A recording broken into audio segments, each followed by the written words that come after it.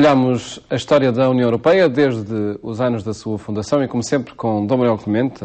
Cumprimento, muito boa tarde. Boa tarde, Paulo. Obrigado por estar uma vez mais connosco. Para, de facto, olharmos esses anos e os objetivos, sobretudo, da fundação da União Europeia.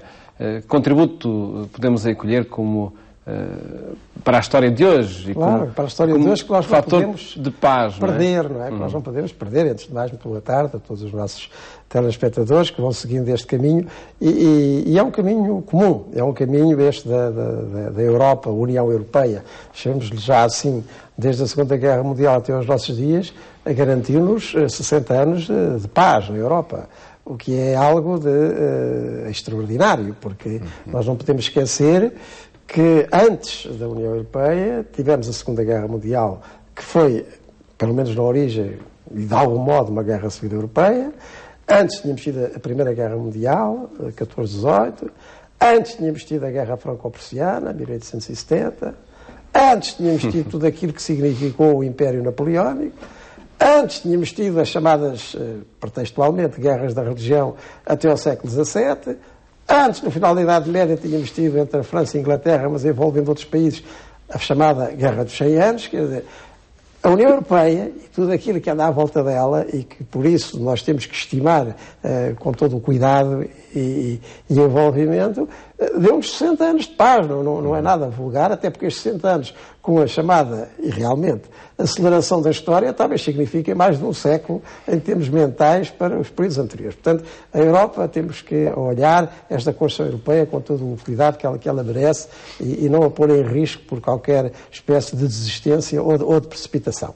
Mas, no nosso primeiro programa, da semana passada, nós reparámos como entre 45 e 50, portanto, nessa segunda metade dos anos 40, logo a seguir ao termo da Segunda Guerra Mundial e sob os imensos escombros de todo o tipo que a Segunda Guerra Mundial provocou na generalidade dos países europeus, se começou uma lenta reconstrução, ou pelo menos tentativas desse sentido, de cooperação entre os países europeus, o apoio dos Estados Unidos através do Plano Marshall, mas como nada disso atingia já um plano europeu propriamente dito, porque isso eram instituições, digamos, livres e paritárias, até certo ponto, mas não organismos, nenhum deles, supranacionais propriamente ditos. Bem, o que vai construir a União Europeia propriamente dita como uma organização, digamos, supranacional, não apenas internacional, mas supranacional,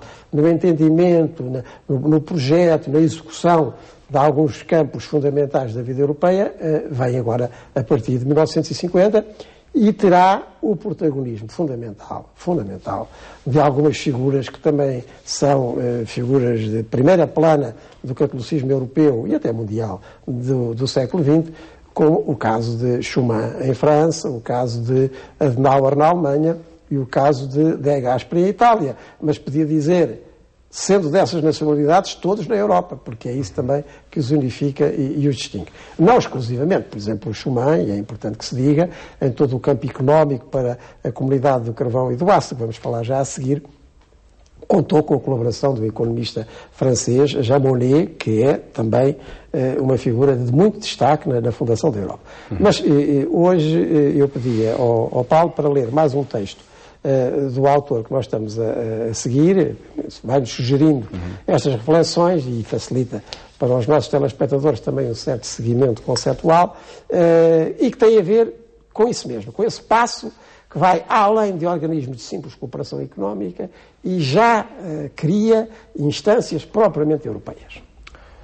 Robert Schuman, ministro dos Negócios Estrangeiros francês, propôs submeter toda a produção francesa e alemã do carvão, do ferro e do aço a uma organização aberta também aos outros países europeus, ou seja, a uma alta instituição comum. A proposta de Schuman foi imediatamente aceita pela Alemanha Federal, pela Itália, pela Bélgica, pelo Luxemburgo e pela Holanda. Constituíram a pequena Europa, a Europa dos Seis. Os ingleses, não querendo prescindir de uma parte da sua soberania nacional a favor de uma autoridade dotada de poderes soberanos, recusaram a adesão. A proposta de Schuman, feita a 9 de maio de 1950, foi definitivamente aprovada com o Tratado de Paris, a 18 de abril de 1951, e entrou em vigor a 15 de julho de 1952. O novo organismo supranacional tomou o nome de Comunidade Europeia do Carvão e do Aço. Em 25 de maio de 1957, os 6, reunidos em Roma, subscreveram os tratados que entrariam em vigor a 1 de janeiro de 1958. Em resumo, os países unidos na Comunidade Europeia do Carvão e do Aço criaram gradualmente um mercado comum e uma união aduaneira, elaboraram políticas comuns nos setores agrícolas e dos transportes, instituíram a livre circulação dos cidadãos pertencentes aos Estados-membros, coordenaram a pesquisa nuclear. Ora, muito bem. Aqui já podemos falar da Europa. Europa no sentido de União Europeia, como mais tarde se veio a chamar também, e hoje é a sua referência.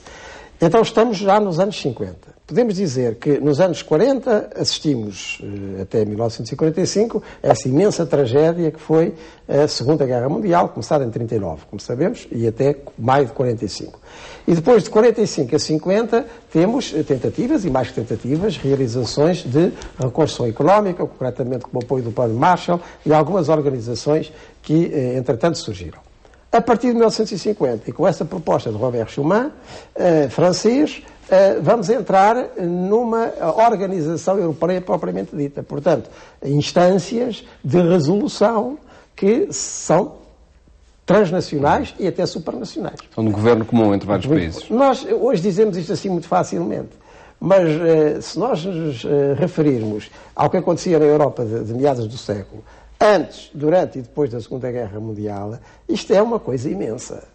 Porque, enfim, eu ainda nasci nos anos 40 e as pessoas que são dessa altura lembram-se que, fossem que ponto fosse mesmo da Europa, nós éramos muito nacionalistas, quer dizer, a nossa consideração das coisas, a nossa definição dos objetivos, a nossa cultura, até como sistema de expectativas e de ideais, era vincadamente nacional. Em Portugal falava-se sempre da nação, até se falava da raça, que era uma coisa que fazia um pouco de confusão, porque eu já encontrava gente vinda de muito lado, mesmo cá no nosso país. Mas, por toda a Europa, esse nacionalismo era tão forte que era muito difícil, até em termos de identidade coletiva, uma definição que não fosse nacional. Portanto, os fundadores da União Europeia propriamente dita, estes a que nos estamos a referir na série de programas, ultrapassam muito aquilo que era o quadro mental, o quadro cultural muito fixo da Europa, não é só dos anos 40, é dos anos 40, 50, 60 mesmo. Bem, e no que diz respeito à Inglaterra, até pela sua própria fisionomia insular, muito além dos anos 60. Ainda hoje nós sabemos que mesmo dentro da União Europeia gosta sempre de ser um caso à parte, não é?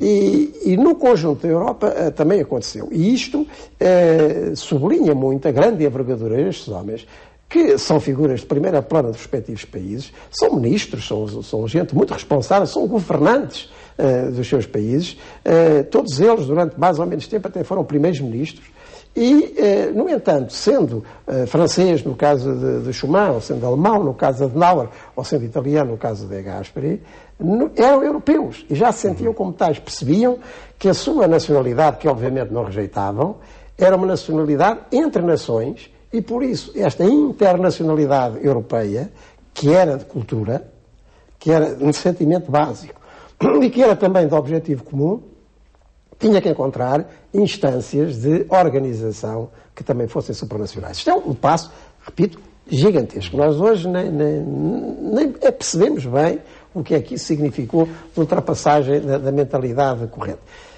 E a proposta é efetivamente essa de Schuman, e com esta particularidade, chamemos-lhe assim. É que sendo homens tão idealistas, porque eram capazes de ir além na ideia, na projeção, no sentimento, na expectativa, muito além, enfim, daquilo que era imediato, daquilo que era concreto, daquilo que era confinado nas respectivas fronteiras. Eram verdadeiros idealistas, no sentido preenchido e bom do termo, não é? Eram ao mesmo tempo práticos. E o que eles tinham pela mão era a reconstrução europeia. E a reconstrução europeia precisava de matérias-primas básicas, fundamentais. E isso se queria dizer, na altura, carvão e aço. Então vamos começar por aqui. Vamos lá ver se não começa a França a puxar para si, a Alemanha a puxar para si, a Itália para o outro lado e outros países igualmente, mas não, vamos administrar em comum este bem fundamental para o desenvolvimento europeu. Isto, repito, é gigantesco, porque nós, quando olhamos para guerras antigas e presentes, por esse mundo além, essas guerras o que visam, sobretudo, é a apropriação de recursos básicos. E, neste caso, eram os essenciais da época, não é? Exatamente. E, portanto, terem conseguido, ao mesmo tempo, idealizar tanto, ultrapassando aqueles partidos nacionalistas estrito, e, ao mesmo tempo, conjugarem esforços para fazerem uma verdadeira instância supranacional para administrar um recurso comum e básico para os diversos países, isso é a grande glória destes homens, com certeza. Robert Schuman, repito, porque é toda a justiça, foi muito apoiado, não só no caso francês, mas europeu, por Jean Monnet.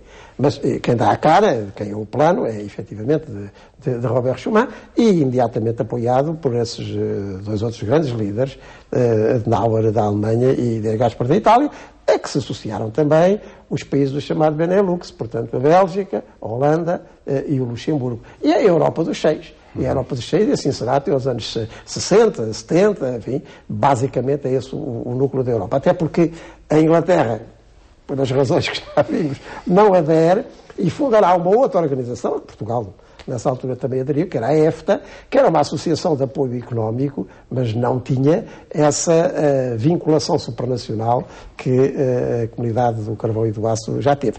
E quando se assinam os tratados de Roma, já nos anos 50, esses tratados visam não apenas a exploração do carvão e do aço, mas visam também outros domínios, no que diz respeito à circulação das pessoas e dos bens, as uniões aduaneiras, até a própria energia atómica, enfim, uma série de recursos básicos e este meio fundamental da circulação entre os respectivos países, que já é a União Europeia, como depois se desenvolveu até aos nossos dias. E veremos então nos 8 dias outros desenvolvimentos, nomeadamente contributos desses outros pais da Europa que também ele tem falado. Voltamos a encontrar-nos então de hoje 8 dias para olharmos esta história do início da União Europeia.